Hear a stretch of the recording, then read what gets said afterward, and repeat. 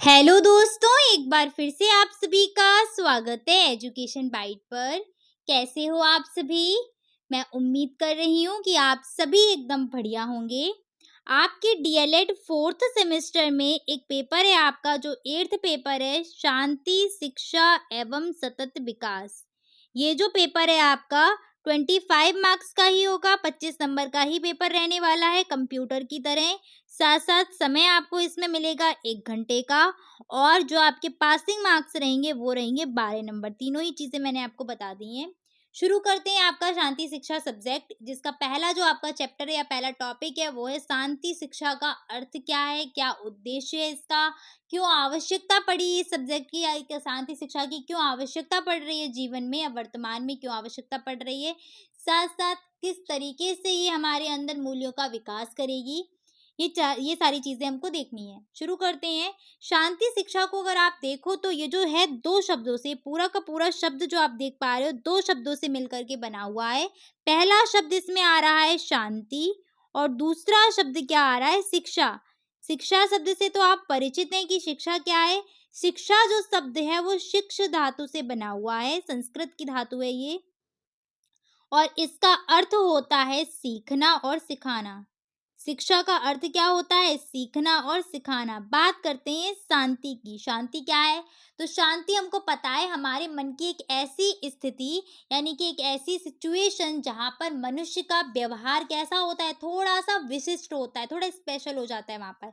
अलग तरीके से बर्ताव वो करने लगता है शांति में।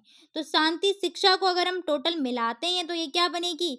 तो यहाँ पर बनता है कि शांति शिक्षा का मतलब एक ऐसी शिक्षा देने से है जिससे आस-पास जो हमारा समाज है, उस समाज में एक ऐसे समाज का निर्माण हो जाए जहाँ पर क्या रहे शांति बनी रहे, जो अशांति फैलाने वाले तत्व हैं वो सारे के सारे क्या हो वहाँ पर ना हो यानी कि एक ऐसा समाज जो अशांति से मुक्त हो। अब अशांति कौन-कौन सी चीज़ें फैलाती हैं जैसे आपका युद्ध हो गए, हिंसा हो गई, दंगे हो गए आस-पास हो रहे हैं, अन्याय हो रहा है कहीं पर, ये सारी की सारी चीज़ें अशांति के अंतर्गत आ जाती हैं। ठीक है?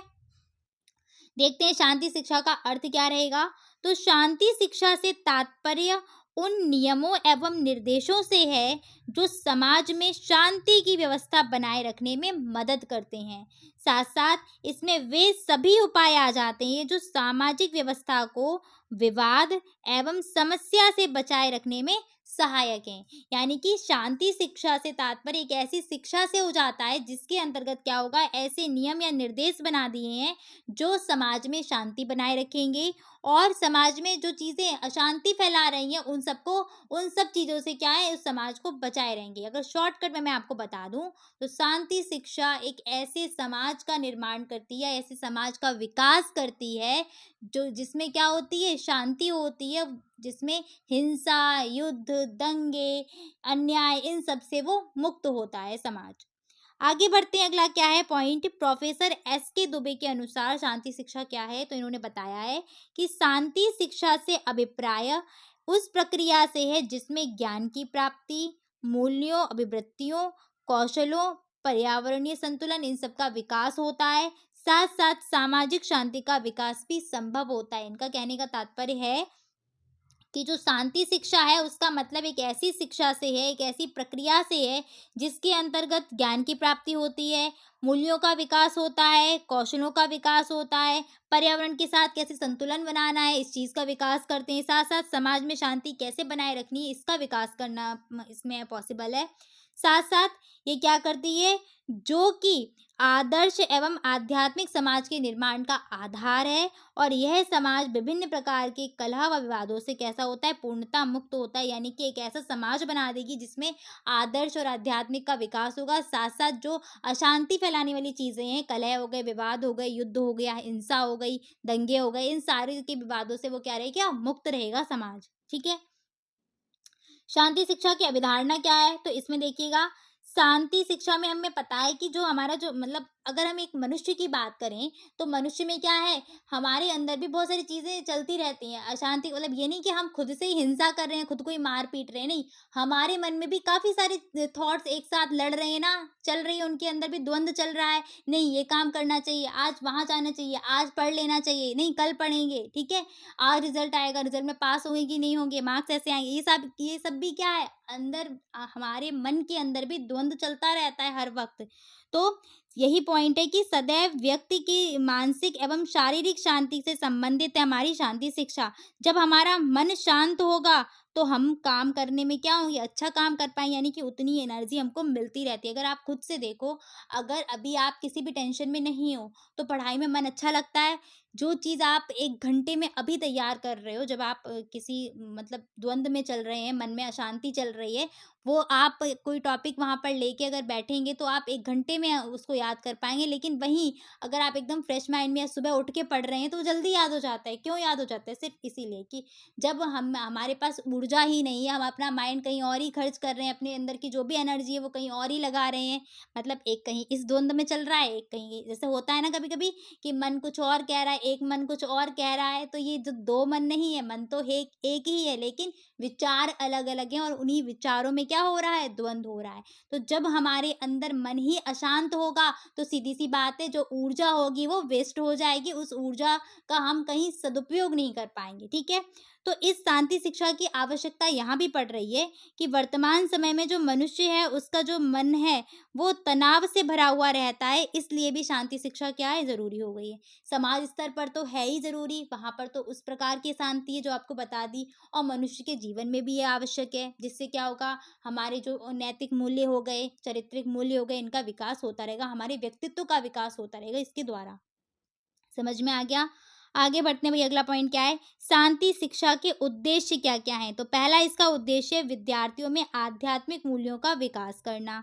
सेकंड पॉइंट रहेगा विद्यार्थियों में अंतर्राष्ट्रीय सद्भावना, साथ-साथ भ्रातृत्व का भाव, यानी कि भाईचारे की जो भावना होगी, उसका विकास करना।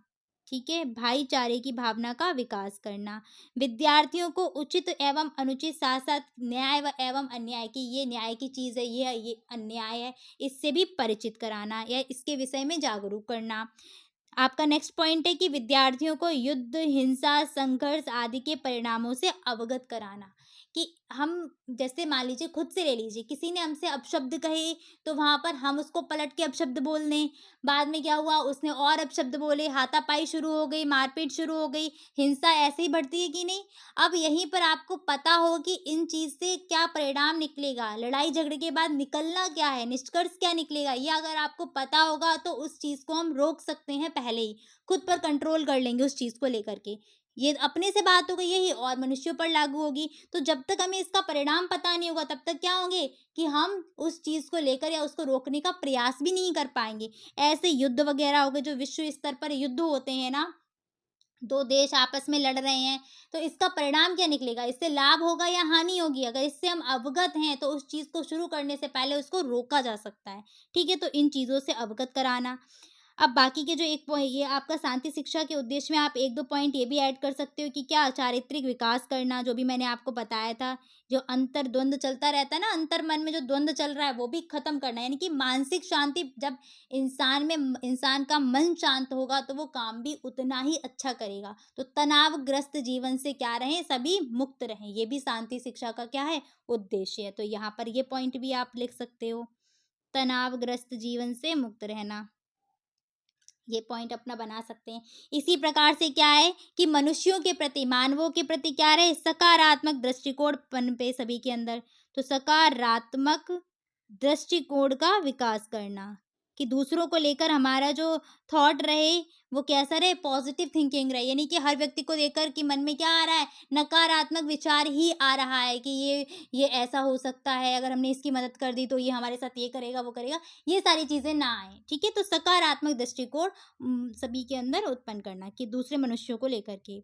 अगला है शांति के लिए शिक्षा की वर्तमान आवश्यकता, यानी कि वर्तमान में शांति शिक्षा की आवश्यकता क्यों पड़ रही है? तो पहला है इसका पॉइंट, सामाजिक गुणों के विकास के लिए, सेकेंड रहेगा सामाजिक एकता बनाए रखने के लिए, यानी कि विश्व स्तर पर पूरा समाज एक ही है। जैसा कि आपने सुना भी है, भारत का जो एक हेडलाइन चलती है, टैगलाइन, वो क्या है? वसुधैव कुटुंबकम। ये श्लोक भी है संस्कृत का।